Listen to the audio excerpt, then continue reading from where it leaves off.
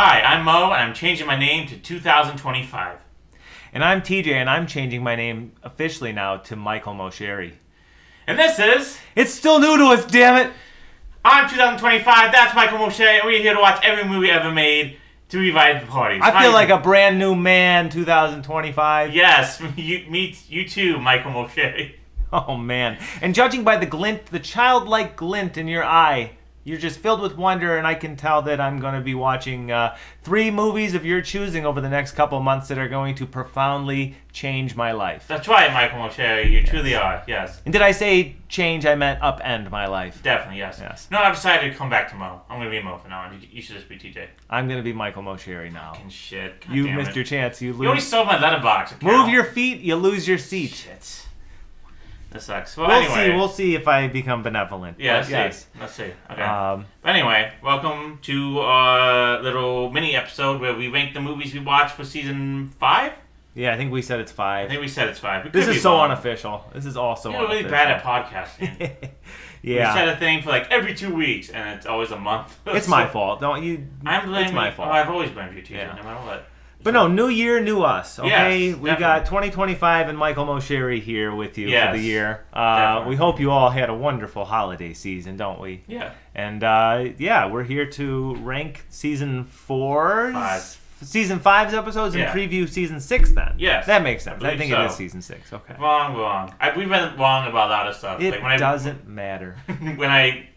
when I edit these videos, I'm like, that's not right, Mike. And I was like, you gotta either delete it or just keep it in. I'm like, just keep it in. It doesn't matter. Yes. Let me tell you what I've learned over the past 8 years or so is that it doesn't matter how true what you're saying is, as long as you yell it loud enough. Yeah, that's true. Yeah, Yeah. that's all that matters. That is true. The truth can get sorted out later, and only the nerds care about it at that point. That's true. Well, TJ, before we do anything, like any show, we gotta enter the banter zone. Highway to the banter zone. Highway. Wait, I keep forgetting. Are we just gonna do the one part? Or Just am the one part. I think just it's perfect. the one part. Okay. Yeah. I'm keeping all this in. I'm doing. Okay, so I don't need to. Okay. Yeah, exactly. We don't even have to redo it. Okay, this is the banter zone. Sure. We've now entered the banter zone. Yes. Which means now we can banter. Let's banter. Let's banter. How was your Banter, holidays, TJ? Oh, it was great, man. I ate so much, That's cool. and So I got so much new stuff after I got stuff donated. During this big move, I moved to a new house. Yeah. And in that move, I donated a bunch of stuff that my family very graciously replaced. Basically, Sweet. I'm not complaining. Yeah, that's cool. It's nice. Very thoughtful gifts. How was yours? It was cool. No major family fights or major family screaming matches. Mm-hmm. So yeah, no crying during Christmas, like a few years. So that's good. That's fantastic. Yeah. Did I tell you about 2 years ago? My cousins and I we're in our late 20s, early 30s. Mm-hmm. We started we set this all up in advance that at dinner time we would in succession ask our fathers and parents that were there what ligma was and trigger them with the ligma joke, and we got it to happen with 4 different parents. There's a reason we still sit at a kid's table. Oh, so do I. Yeah. Yeah, but Yeah. we got them pretty good. That was a couple years ago. Nothing like that this year. They've wisened up. Yeah. When I said I'm bringing Fondolma to the party, they said no, we're not falling for that one. Yeah. So we'll have to get a little. We'll have to figure something else Yeah. out. Everything was cool. I got a WWE Superstar poster. Nice. Well, not poster. Sorry, candidate. Okay. So Cool. Yeah. So I can hang that up. I got the They Might Be Giants Flood LP, I should say. Sorry.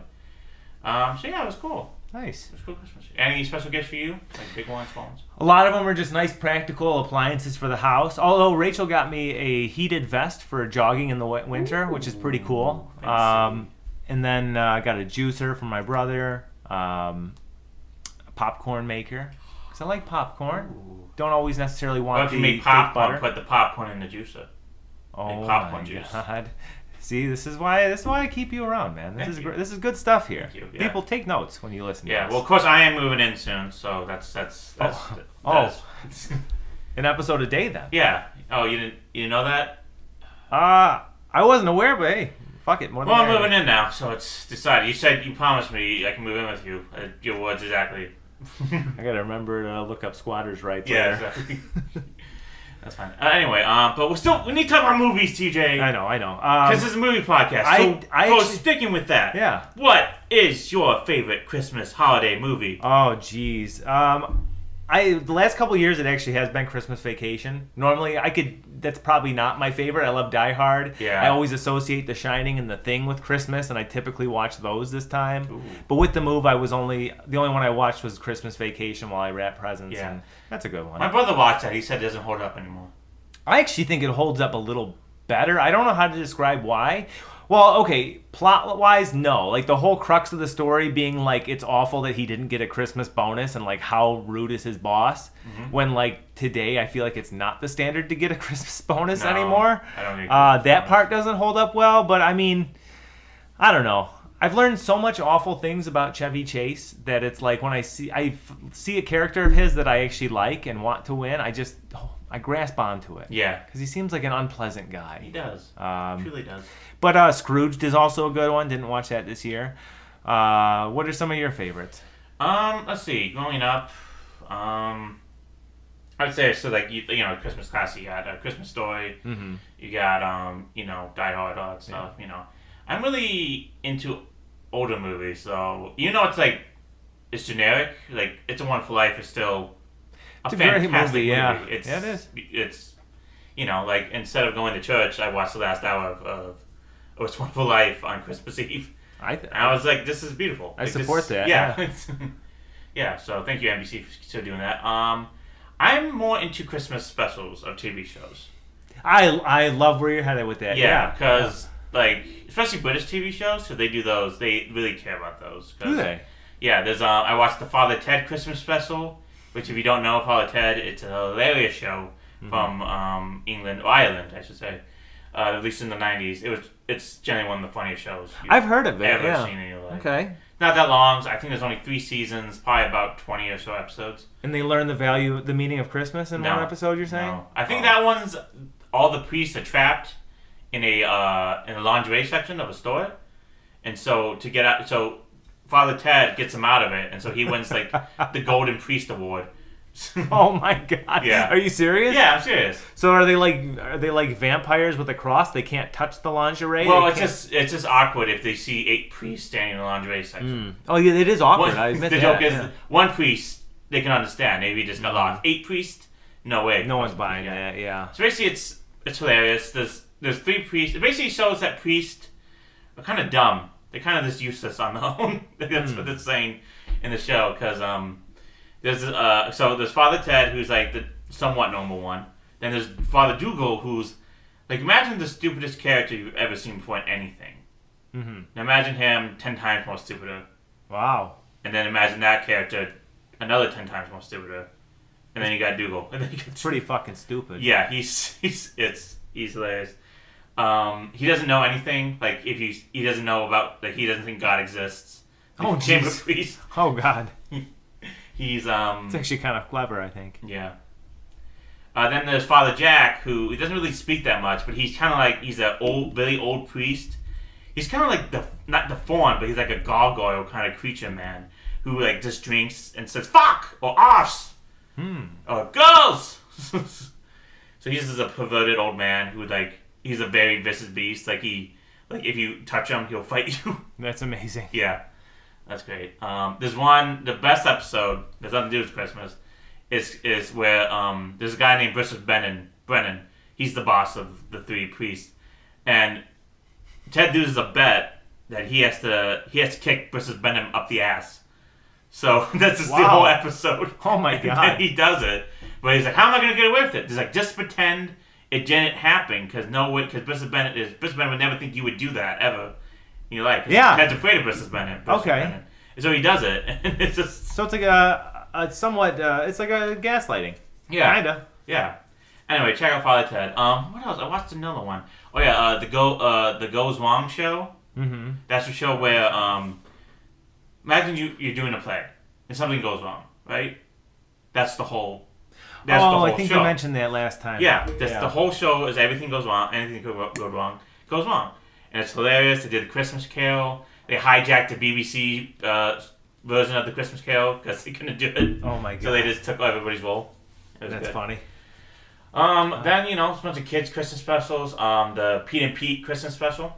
I never watched Pete and Pete. Oh, Believe it's it. Yeah. fantastic show. It's probably the best live action kid show of all time. Yeah, I don't know why I never watched that. It's just well written. It's just I don't know. It just captures that weirdness of childhood, the '90s, maybe nostalgia. This captures that weirdness that the '90s held. That's so well. Just like It certainly was a unique time. yeah, definitely. What else did I watch? Oh yeah, the Muppets Christmas special, the one where Fozzie visits his mother. Mm-hmm. That's good. The Pee Wee Herman Christmas special, the one with Magic Johnson. Never saw it. Yeah. Oh man, Never watched Pee Wee Herman as a kid. Isn't that bizarre? Isn't that wild? I love Pee Wee Herman. Yeah. Every time we would go to my grandma's house, my brother would rent Mr. Bean, and I would get Pee Wee Herman. Yeah, I don't know. I just never raised on that. It's a shame. fantastic. Yeah. It's a shame. Yeah. So definitely, it's Christmas specials. I'd watch you go on YouTube, you find out Christmas blocks. You can watch whole Christmas blocks from the 1990s with the commercials still in them and stuff. So yeah. Mm-hmm. So that's what I mostly watch on Christmas. Sounds good. That's good. Sounds Okay. reasonable to me. Pee Wee Herman. What other Christmas specials stand out to you? Let's see, what else we got? I feel like I remember some Scooby Doo ones. I try that to get always my stuck out family to me. watch the Dean Martin Christmas special. Oh, that'd been In fun. the 70s. They didn't want to? No, they don't want to. Oh, The Twilight Zone. Night of the Meek. That's actually a really good episode. That is a good one, yeah. Yeah, so that's one I would think is a That's good one the to one watch. where the guy, there's a drunk Santa Claus in the Mhm. street, and he doesn't, he's just down luck, then he actually becomes Santa Claus. Yeah, it's nothing too profound. He just becomes Santa Claus, realizes how great it is to give. That's cool. It's a good episode. It really is. Yeah, definitely. There's a famous, it's called, what's her name? Who played Dorothy in The Wizard of Oz? Judy Garland. Judy Garland. There's a Judy Garland Christmas special. Mm-hmm. I don't know if it's famous or not, but she performed it. I've never seen it in a video for a video store where they have a tape of it. So I don't know, but I want to watch that one soon. So next Christmas, the Judy Garland Christmas special. Oh yeah, she did sing "Have Yourself a Merry Little Christmas." Yeah. Yeah. Sure. Mm-hmm. Yeah. The hell is But it? what else what else you watching, TJ? I started. I needed a new going to bed show. Yeah. So I found the perfect one. This is a show that ran for 9 seasons. I'd never really sat and watched it. Everybody Loves Raymond. You watching Everybody This Loves Raymond? show, and I don't mean this as a mean thing, is so aggressively mid. Yeah. Again, I'm not saying it's a bad thing. No, any show that can last 9, it's like the safest comedy route, like the safest comedy I've ever seen in my life. It's on And I'm not even CBS. saying it's bad. Yeah. It's just the safest comedy ever. It's the most bland, vanilla, fall asleep to sitcom I've ever seen. And to be honest, yeah, like I said, I don't dislike it. Deborah! It's just... Deborah! Yeah, if you put it on a tier list, it's C tier. It's definitely C tier. Yeah. Right in the middle is a smack dab of C tier. My family actually loves that because Good. Raymond's an Italian. So, But no, that's why I admire it though. Is it's so so is can Mussolini. So there's a sidetrack to that. well, no, I think that there's truly an art to appealing to that many people for that long Yeah. and then not holding any cultural significance ever. Like, is there any cultural significance to that show nowadays? Deborah! That's it. That's it. Like Seinfeld, people still love. Yeah. Friends, people still love. There is something to be said about a show that. But nobody loves Raymond. Well, everybody likes him, and Yeah. they love Even him though for I several do years. love the comedian Raymond himself. Yeah. Oh, He is Ray great. Romano's a funny dude. Yeah. Not comparing him to Mussolini, which I just did 5 seconds ago. That's not what I meant. I meant that Ooh. Italians would just love anybody if they're Italian. Mm-hmm. So yeah, There's some truth to that. that's true. So I've been watching that. Like I said, I saw Craven the Hunter. Ask Me Anything. I was a little jealous when I missed out on Madam Web, so I wanted to make sure that I did not miss out on this one. Yeah. What do you think of Craven the Hunter? It was bad. Yeah. It was very bad. It was very boring. There is one hilarious scene though with the bad guy. I'll show it to you after all this because it just needs to be seen to be believed. But he lets out the most ridiculous sound I've ever heard on a motion picture. Which is interesting, TJ, because you defended the Joker Part 2. I stand by that. Folie. I stand by that. Both of them were wholly unnecessary. Yeah. But Joker Folie à Deux at least had like kind of a message, and it seemed like there was an actual vision to it. There was none of that to be found in Craven. It was. I still love people just call it the Joker because they don't know how to pronounce like the fool, or they just don't Folie care. à Deux. Folie à Deux. I don't even know if I'm pronouncing it correctly. Yeah. I just love it because it sounds so damn pretentious. Yeah. In 1 week of Red Zone leading up to the movie, Scott Hansen had to say it, and he committed to it. Yeah. Joker Folie à Deux. He really committed to it. So that always stuck with me. Yeah. But aside from that, just been moving, and have not had the time to.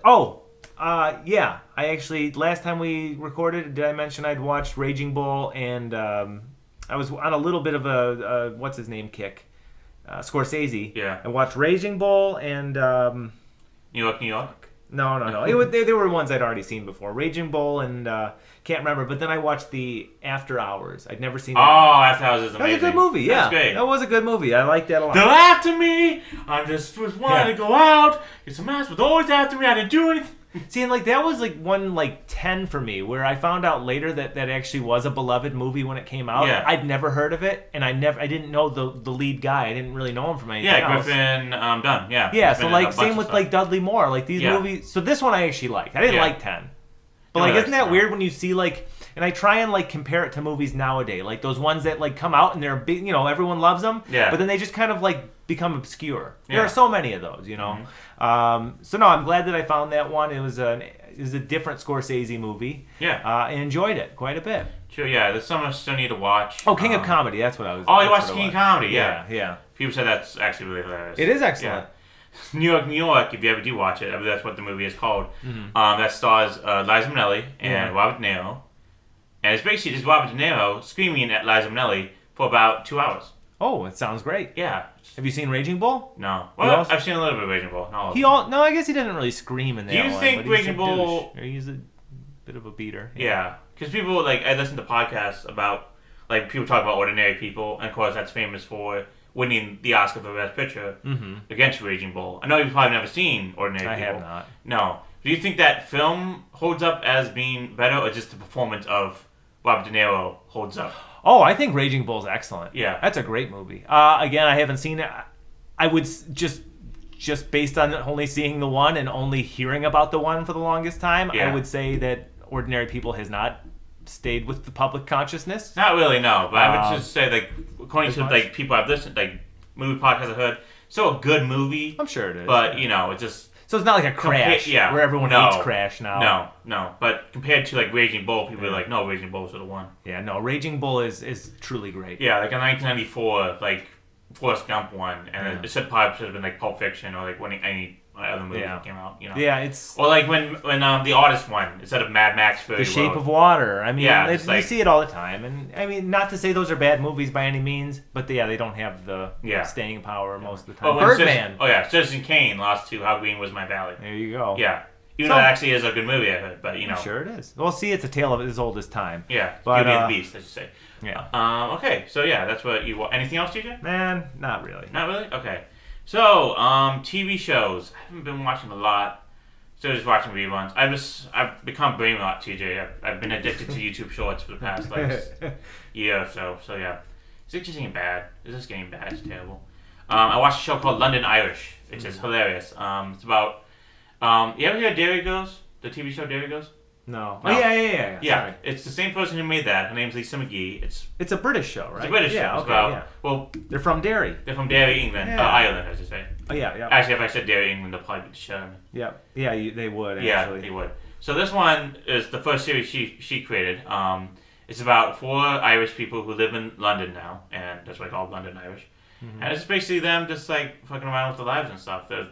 It's actually really funny. It's only 6 episodes long. It got canceled, unfortunately, but it's really hilarious. So if you're a fan of like Dairy Girls or like any British show, go check that out. It's only 6 episodes. It's on YouTube for free. Let's see. I've been watching clips of Gavin and Stacey, another British show, stuff like that. So maybe we'll get into some more British stuff. television. He's on a British kick. More British comedy. Movies-wise, I watched the first Mission Impossible for the first time ever. Really? Yes. How'd you like it? It was good. It was okay. I feel like they mix things up. Like I didn't expect Emilio Estevez to be in it. Yeah. Yeah, from the first shot, I'm like, is that Emilio Estevez? Like he's in this movie? Yeah. Then there's Kristen Scott Thomas who's in that movie, who's in it only for like a second. I feel like the main lead, like the main female lead, should have been switched or something like that, because mostly the main female lead in Mission Impossible, she doesn't really do much.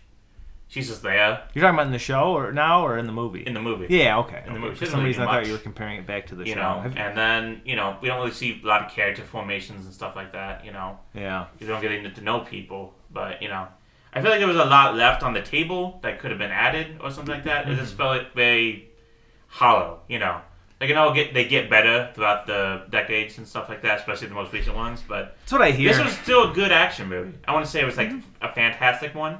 But it's still very good. The stunts were great and everything like that.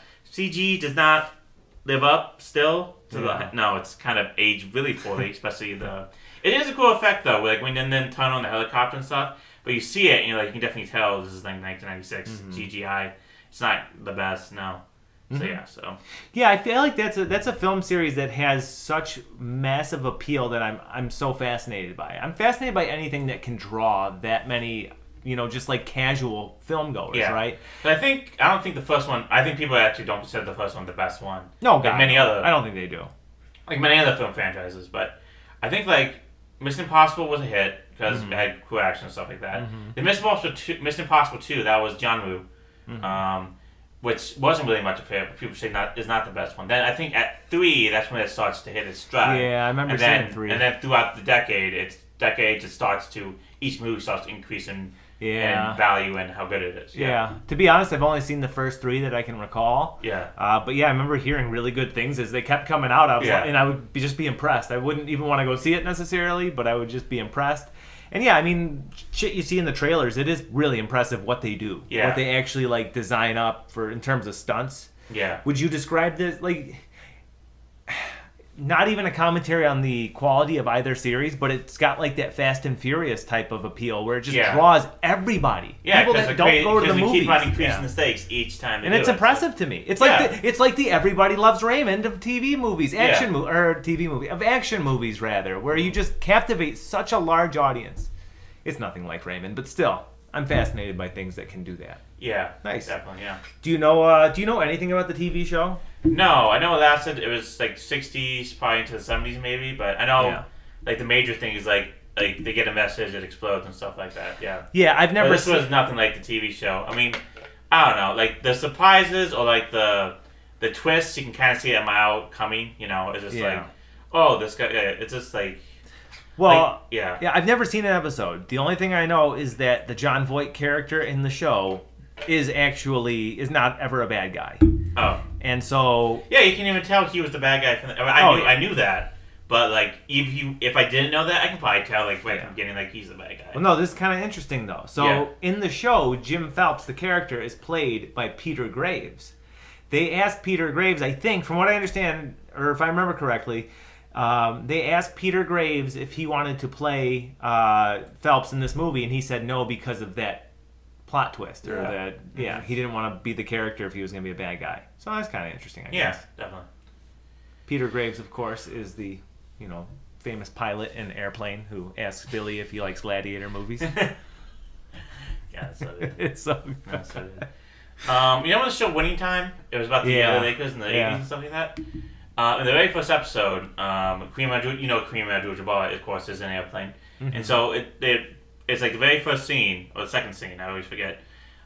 It shows Kareem Abdul-Jabbar filming Airplane. That's funny. And so the scene where the kid goes up to him and it's like, can you give me an scene. Autograph? It's like, my father says all you do is play defense. And, it's like, and then he grabs him and stuff. And then after they're done filming, he goes up to him like, hey, I really am a big fan of yours. Can I get your autograph? And he says, fuck you, kid. And oh, my God. Yeah. Because Kareem Abdul-Jabbar back then was very anti-social. Like, because with everything that went through the civil rights movement to the 60s, to the 70s, all the things he went through during the NBA time, especially. Yeah. He did major distrust of the media, so he just, like, basically ignored everybody, wouldn't give interviews, wouldn't give autographs. So that's what he was like, so... This is right. Yeah, that's right. Yeah, this is right. Yeah, that reminds me of that. I watched the movie Valley Girl. Ever seen Valley Girl? No. Oh, it's amazing. It's a Nicolas Cage film. He's a teenage hunk. Okay. And it works. Good. So basically, Happy okay, for him. so he actually works at Teenage Heartthrob. It's working. Favorite part of the film is when he tries to get the gold back, and he disguises himself and does different characters.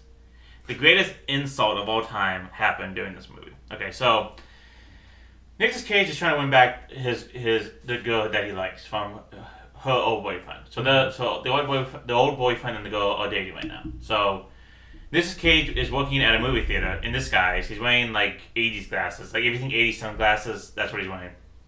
He's wearing like an usher uniform and everything. He's giving out tickets, collecting tickets, and he's just like, he has 3D glasses on, I should say.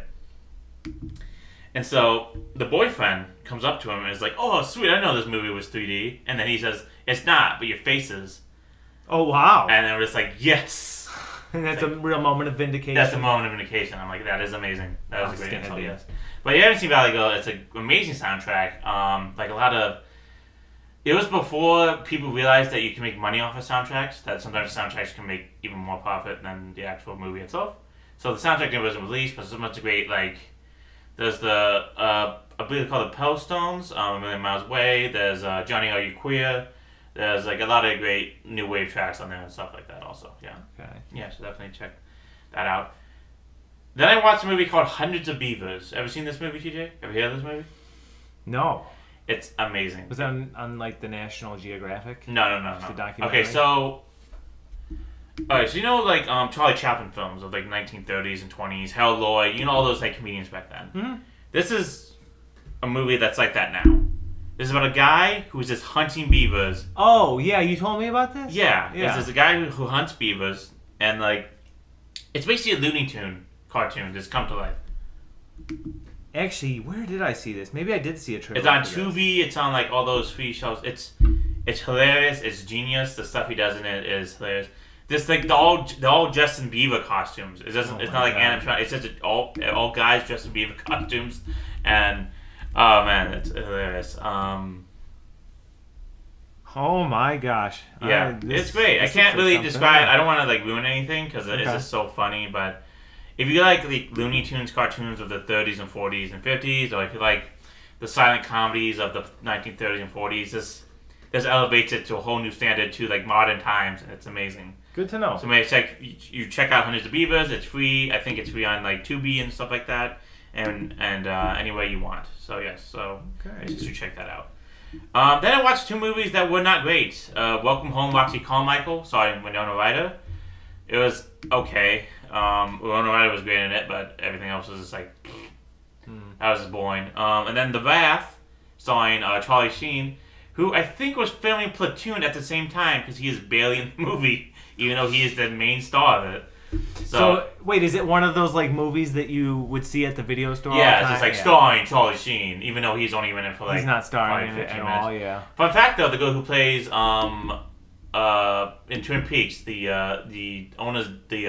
hotel owner's daughter. What's her name? Audrey Horn.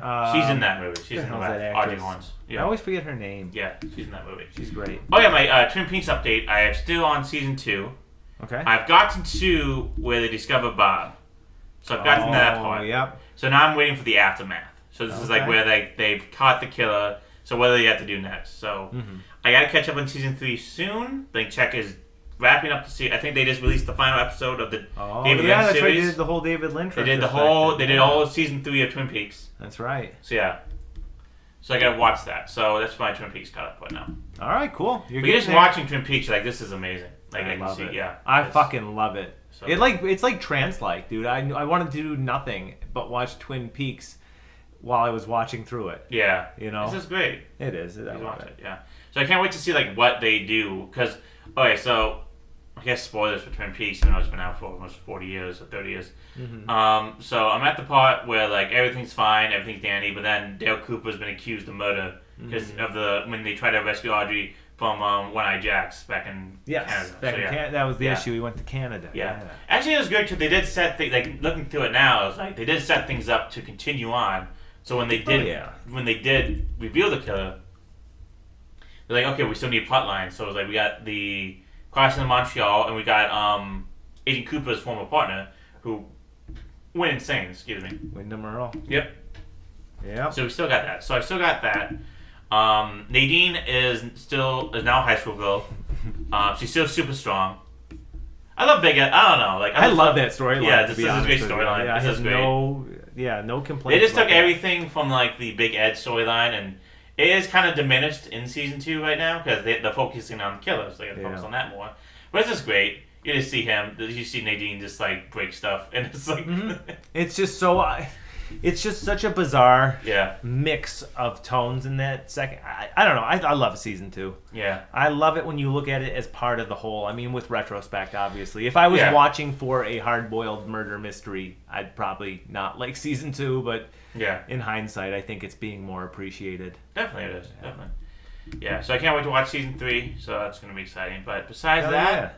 That's about it. Wrestling is going great. AEW just did a World's End pay-per-view that was really good. Nice. You know, I'm trying to avoid the internet because that's when the bad things happen. And I thought yes, wrestling fandom and the internet is not fun. It's not.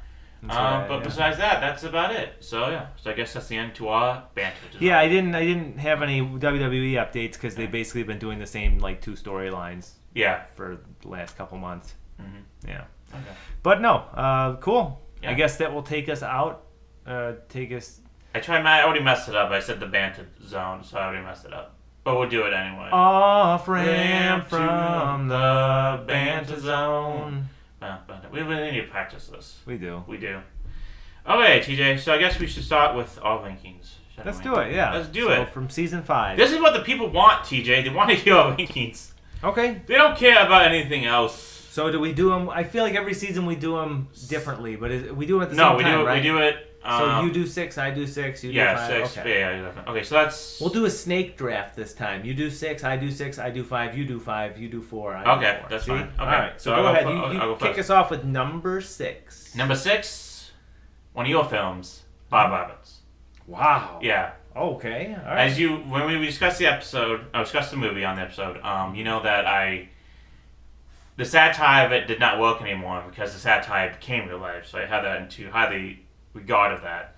So plus I didn't really find it funny. Some of the acting was good. I get the messages, but I did not like how it just wasn't funny anymore because at the time it just like I said it stopped becoming a satire and became real life. So it doesn't matter anymore. So yeah, so that's why I put Bob Roberts number 6. Okay, interesting.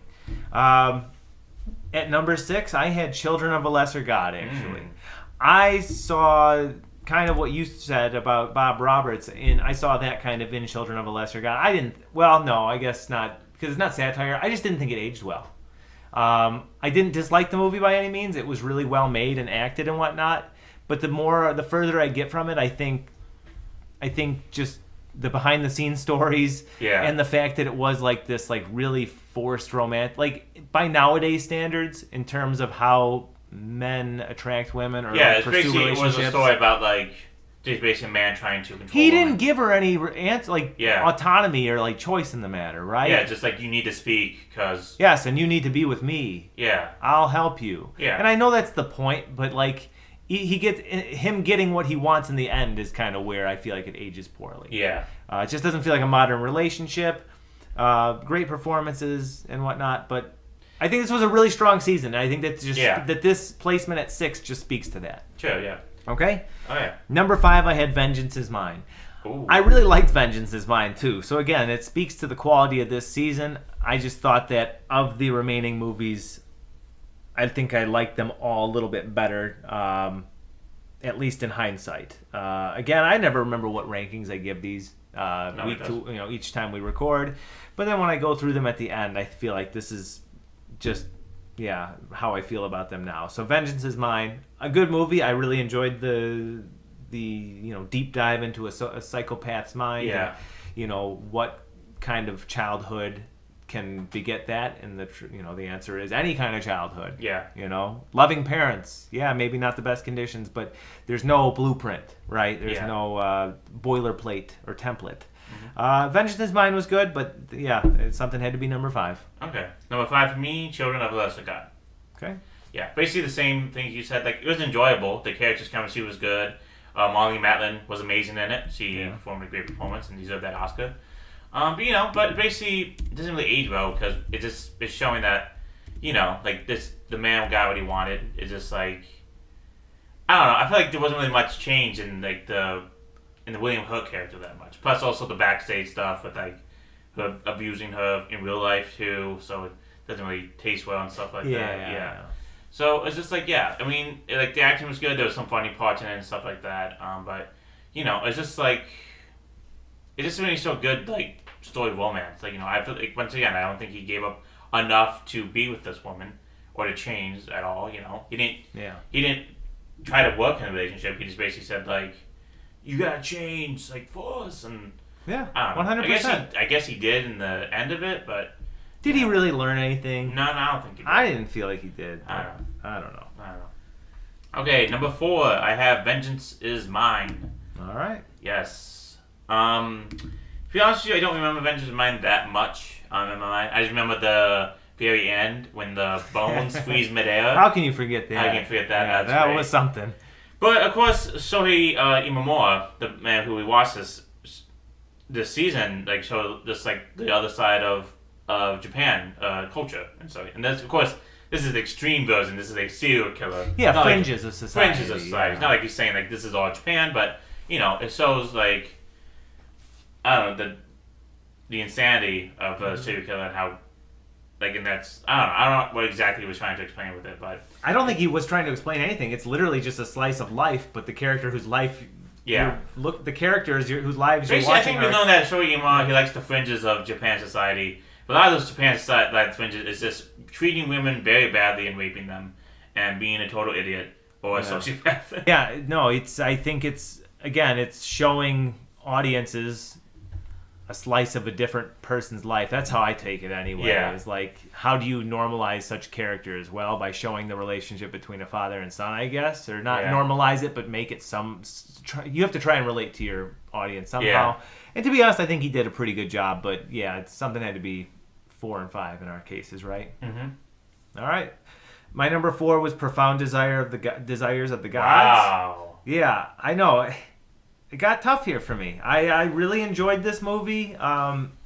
There were times when I definitely thought it was too long. But I do love, again, the look at a different side of Japan that, again, fringe. I mean, literally the fringe. This was an island where the actual Americanization, the capitalization of Japan, where it ends, basically, for Japan, right? Where basically, like, you think of the Japan with all the mysticism and believing in spirits or God and stuff like that, and traditions and stuff like that. Yeah. But it basically ends, and that's how how it affects people who believed in that so much that they live their lives by it. But how it can just change so quickly, and how it can affect people. In a sense. And how people of the exact same species can have such different ideological views of the world. It's so fascinating. That's what fascinates me, because not only are we looking at the fringe of society, we're looking at the fringe of the fringe, this family, right? Yeah. Even the other kids growing up on that island are like, oh yeah, the old gods are bullshit, right? Like, like but how they still kids believe it. Right. It's like once they, it's like how we go to church on Christmas. Like, exactly. we may not. We're appeasing. We're appeasing. Like, they're like, we're not going to the festival. Right. And then the parents make them go to the festival and drink vodka. I thought it was a very just damn good movie that almost felt like a documentary. And it was profoundly fascinating. Even though I felt that it was a little bit long, it really kept my attention well. So, again, it just speaks to the quality of the season. Mm-hmm. So that is my number 4. Number 3, I had Pigs and Battleships. Oh. So I had all of the Imamura ones lumped together. That was not intentional. I thought Pigs and Battleships was actually pretty funny in retrospect, just the notion of it. And, like, I'll echo The Sopranos like I always do. The Sopranos was so famous because, you look at, like, Godfather, Goodfellas, Scarface, and you look at, like, the exaggerated, cool parts, quote unquote, like the badass quote, part of these mobsters, right? Yeah. In Sopranos, they're literally stealing a truckload of Pokemon cards in one episode. It's like, that's what real organized crime is, right? Yeah. And in this movie, you see that perfectly. They're stealing pigs or whatever. Yeah. They're running this pork operation, and that's so funny to me in retrospect. Yeah. And I do think that the main characters, the couple, it's kind of a tragedy what ends up befalling them, because they're just in a really bad situation. They both try to make of it what they can, and it ends up kind of bad for both of them. Yeah. My number 3 was the Cane Mutiny. Okay. Yes. Great. I'm saying Bob Hope. He wasn't Bob Hope. It was, yes, Bob Hope. Oh God, the Cane Mutiny with Bob Hope. That'd be great. You mean Humphrey Bogart? Humphrey Bogart. Yes. Quick side story. I think I told this on the podcast before with you. So Bob Hope and Johnny Carson were best friends, or they grew up and they went to comedy team together, definitely. Mm-hmm. So I think it was his last show, like the second to last show or something like that. Bob Hope gave Johnny Carson a present on live TV, like on a recording and stuff like that. So he said, "Thank you very much," but Johnny Carson didn't open it. So Bob Hope bought Johnny Carson an old VCR from like a pawn shop. Oh, jeez. Gave it to him. That's friendship. Yeah, that's I really want to fucking start funny. watching the Vogue 2 series. That's him and Dean. Yeah, I bet those would be pretty sweet. Not Bob. Wait, Dean Bob Martin, Hope. right? No, not Dean Or- Martin. Oh, Bob Hope and Joey Bishop. No, Hold on. he's another one of those crooners. It's not. It's like Dean Yeah, Martin. it's someone Frank from the Rat Sinatra. Pack. It's from the Rat Pack, right? Like he was in the David Bing Bowie. Crosby. Bing Crosby. Yeah, no, that was it. Bing Crosby and Bob Hope. Never mind. Okay. Yeah. So yeah, that's a yeah. So all the problems that Bob Hope did throughout his comedy career. That's one funny thing he did at least. But other than that, yeah. So Humphrey Bogart gave an amazing performance in it. It's sort of different sides of the military, which you don't really see in, especially back then. Mm-hmm. And when I first saw it, I thought this was going to be just like, it is propaganda. I'm not going to admit it wasn't, because it kind of, but it showed the other side of the U.S. military. Sure. Just like, what happens if things go bad. And, they had to make a decision, and they got rid of Humphrey Bogart, and it shows the after effects of that. Of, like, sometimes you can't make the right call under pressure, or something like that. Sure. And, it was greatly acted, greatly shot. I understand why. I think it was nominated for the Academy Award. I don't think it won it, but I think Bogart gave an amazing performance, and I thought it was well executed. So he put it at number 3. All right. Cool. Yeah. Yeah, it's my number. No, I did my number 3, so now it's on you to do number 2. Oh, number 2? Okay. Yeah. My number 2, Profound Desires of the Gods. Okay. This movie was great. It really shows, how, I don't know, that our beliefs can be changed in an instant, and sometimes that's for the worst, and how those beliefs affected our whole society, and those beliefs can change in an instant and affect us whole society again. You just feel bad for this family, because they were used for the scapegoat of the island's troubles for decades. Like even the father, like you don't agree with what he did since he slept with his sister and then gave birth to a child. But you just like he was just for years he was just kept in like his own prison, literally his own prison for years. It's like, cause you gotta build this rock, cause they basically were used, throughout their lives, and you just feel bad for the family. And then you just see how like this whole island changes in an instant, and then just forgets about them. Yeah. Yeah. So it really shows us like how society can turn their backs on something in a flash if it makes them money or it progresses their lives in any way. So yeah, plus it was shot amazingly. I love the characters in it; they were great. It was just a fantastic movie. So I put it at number 2. All right. Good. Well, my number 2 actually was Bob Roberts. I see that we're each towing our line of movies that we selected this time. That's okay though. I put Bob Roberts basically for the reason why you thought it didn't age well. That's what I'm so fascinated about. It's just how scary accurate it is now. How scary prophetic it was. It's like how movies like Idiocracy are now referred to. You know what I mean? Like it actually happened. It was so ahead of its time, in a way. So I actually really enjoyed it. I thought it was very taut, well paced, and actually simultaneously darkly humorous and also chilling. Yeah. The idea of this guy, framing this whole shooting of himself and then killing the guy, and framing someone else for it and then getting him killed basically. I don't know. Before I drone off on it, it was a chillingly authentic movie. I feel like. Yeah. And I thought it was profoundly interesting. But, so then that means for number 1, I had The Cane Mutiny. Wow. I love movies from that era. Mm-hmm. Hell, 70s and earlier even are probably some of my favorites. I thought all the performances were great, and what I found especially great about it is how the movie shows how our military legends, these, people who have become greater than man, right? Yeah. In people's consciousness, how at the end of the day they are human, and that years of making war or being that kind of badass can actually degrade you in some ways. Yeah. And the way that you see that through Humphrey Bogart's character, who is presented as Billy Badass, and then who is shown to the audience only that he's a shell of who he used to be. Yeah. To me, it was just very, very clever, and I think that I was very surprised by how much I enjoyed it. But great movie. That would be my number one for this season. That's cool. Yeah. My number one was Pigs and Battleships. Cool. I love the way it was filmed, was shot. It felt like an old, 40s, 50s studio film. Mm-hmm. The story was great. The comedy was amazing. It was fantastic. The 400 pigs. It could have been way more pigs. But just like the absurdity, I just loved it. It was just like, these guys aren't cool. It's like an Scorsese film. You know how Scorsese portrays gangsters as really cool guys, with music and all stuff. Like in Mean Streets, in the movie Mean Streets, you see Robert De Niro walking down the streets saying, I think it was like Jumping Jack Flash or something, playing, and he looks all cool. There's none of that in there. These guys are losers. They're trading for pigs to get money. The one guy thinks he's gonna die, and then he tries to kill himself, but then gets saved by life insurance line. Yeah. Yeah, I just love the absurdity of it. Yeah, it's a dark sense of humor to it. It's great. It shows crime are just filled with idiots, and Yep. if you're caught in the idiocy, then most likely you won't escape the idiocy and may end badly. So it's just That's right. Yeah, just shows that. Yeah. So yeah, those were our rankings. Yeah. Beautiful. So thank you, Soy Imua, for those great films. And did you notice that you and I had the same at least order for those? Yeah. Vengeance is Mine, Profound Desire of the Gods, and Pigs and Battleships, right? I think. Yeah, I had 1, 2, 3, 4, 5. Yeah, so I think so. Well, no, I'm saying those movies specifically, just the Imamura ones. We had them in the same. Oh order. yeah. Not the same number, but the same. Oh order. yeah, I see that. Yeah. Yeah. Definitely. Okay.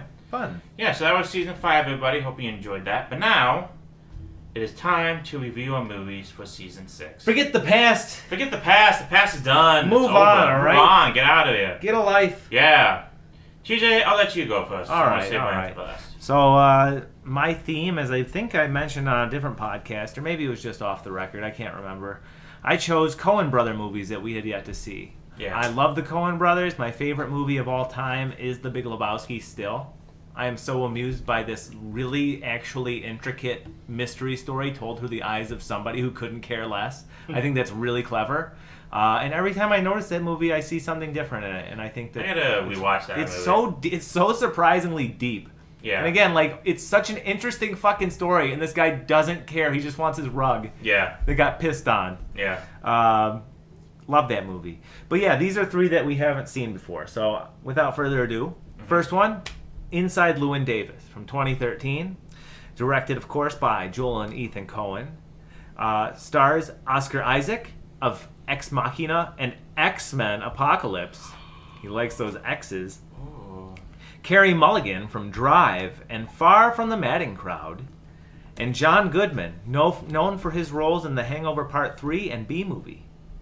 And the synopsis, or the plot of this one, is a struggling Greenwich Village folk singer seeks breakout musical success while juggling a tumultuous personal life. Sounds fun. Yeah.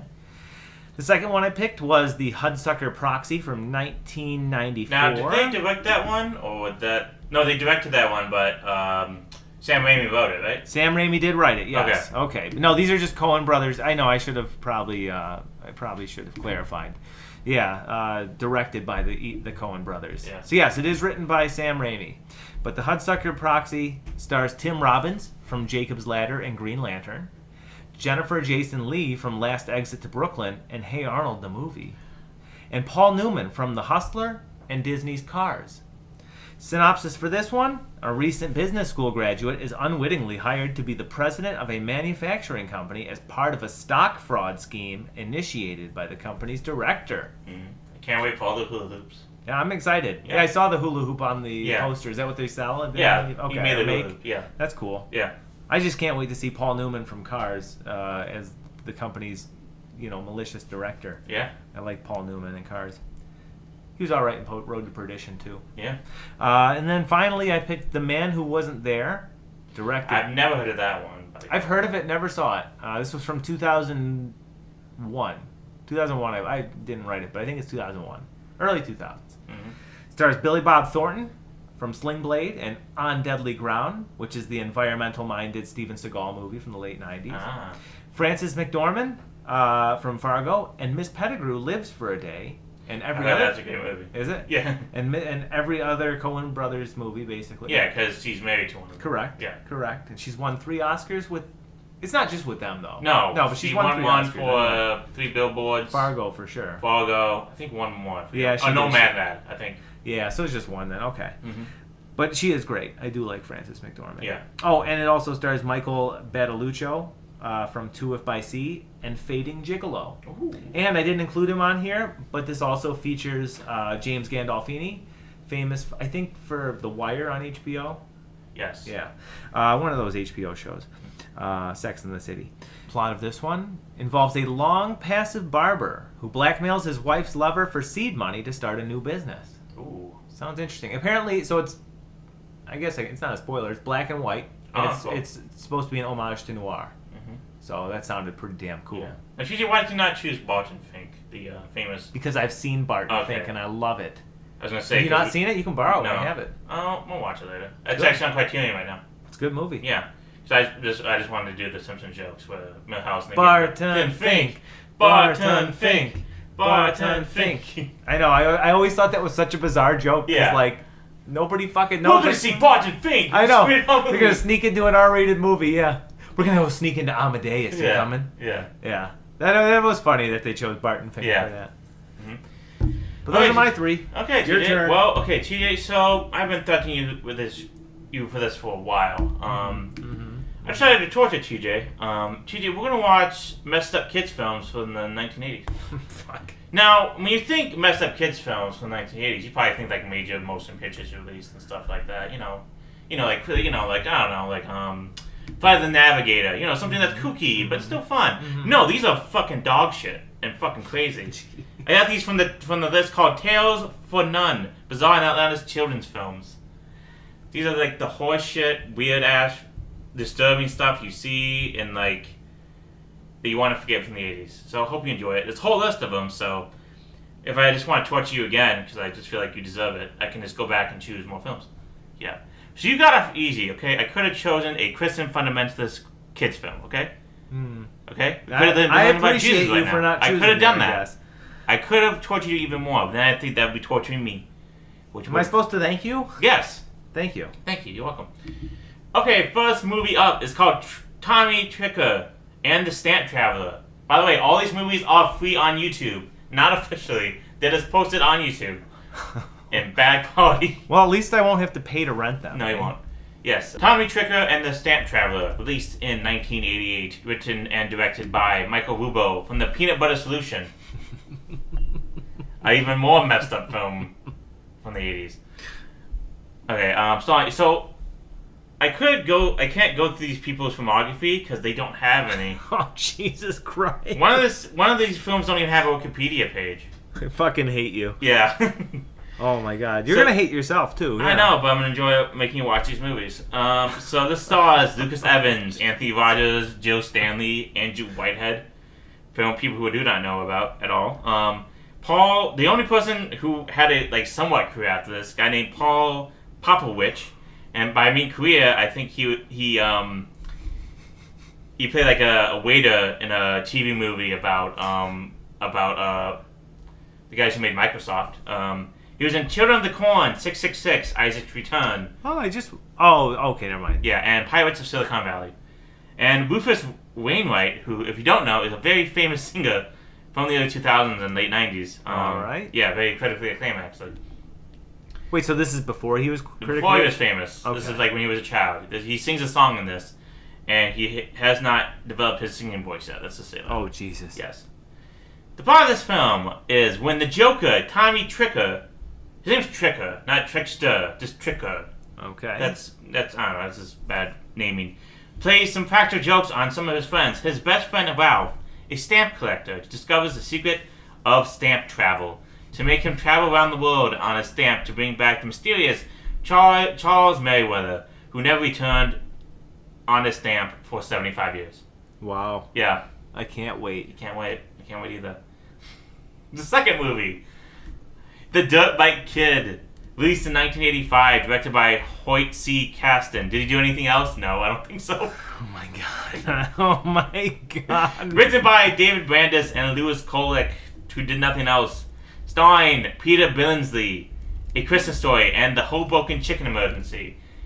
Do you know who Peter Billingsley is? Yeah, I know Peter Billingsley. Yeah, he played the kid in A Christmas Story. Yes, he's fantastic. Yeah. Stuart Pankin, Arachnophobia, and Congo. Ann Bloom, Spider-Man Strikes Back, the 1978 TV movie. Oh, no shit. Yeah. Wow. Mm-hmm. Why couldn't you have picked those, damn it? No. Patrick Collins and Danny Breen, The Net and Ernest Goes to Splash Mountain, which my guess was a promotional tour to go to Splash Mountain. Yeah, I guess it's definitely the case. Definitely. The plot of this film is when his mother sends Jack off with money to buy groceries.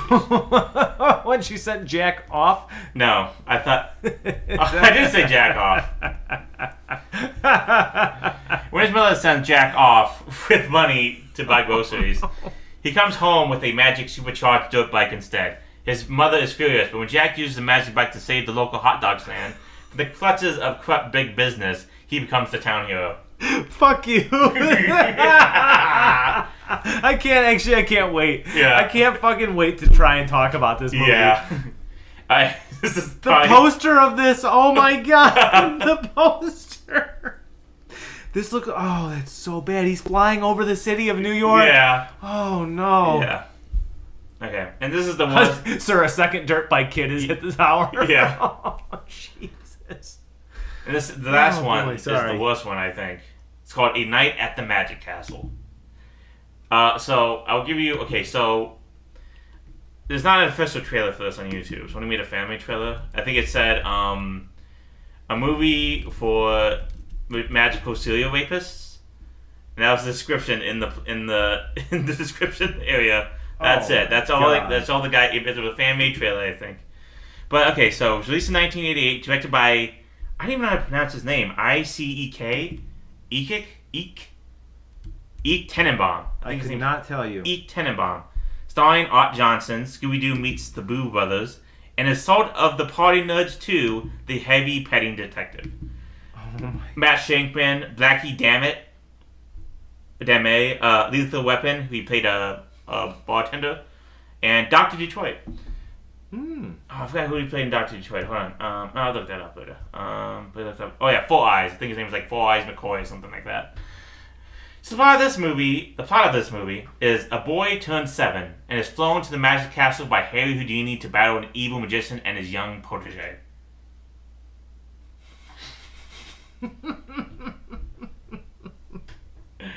I cannot wait, dude. Okay, those are our movies for season 6. Now it is time to spin the wheel and see which ones we get. Let's see. Will we watch a really intimate study of a folk singer down on his luck and trying to keep his life together? Or will we watch Tommy Tricker and the Stamp Traveler? Yes. Let's see what happens. Anything can happen, folks. Anything can happen. It could be a blank one, too. Oh, TJ. I'm sorry. Jeez. Tommy Tricker and the Stamp Traveler. Oh, you know what? Let's just get it out of the way. Yeah. Let's just get that. Yeah. Let's rip the Band-Aid off, folks. Like we said before, if anybody want to watch these movies, they are free on YouTube. Wow. Yeah. So they won't be good quality, but they are free on YouTube. We're about to get their view count up to like 102. 102. We're going to raise that bitch by 2%. Yeah. Okay. It's going to be good. Okay, guys. Hope you like. Can't wait. Yep. I hope you like this minisode, even though it's been an hour. But nice. Yeah. So, yeah, please like, subscribe, comment, do whatever you need to do to listen to the show. We're on Spotify, we're on SoundCloud, we're on YouTube, Apple Music, Apple Podcasts, probably still not. I'm not paying $20. I already paid enough money. Whatever. Forget them. Yeah, so please tell us what you think about the show. Have any more suggestions on how to improve it? Give us to us, Please do whatever you need to do. So thank you very much. I've been Michael Moshere, and I am changing my name to 1969. Nice. And I'm TJ, and thankfully, squatters don't have automatic rights to occupy a property in the state of Michigan. Fuck! Good night, everybody. Let's Good night, have everybody. Robert Mitchum play us out. Happy New Year. Happy New Year, guys. See ya.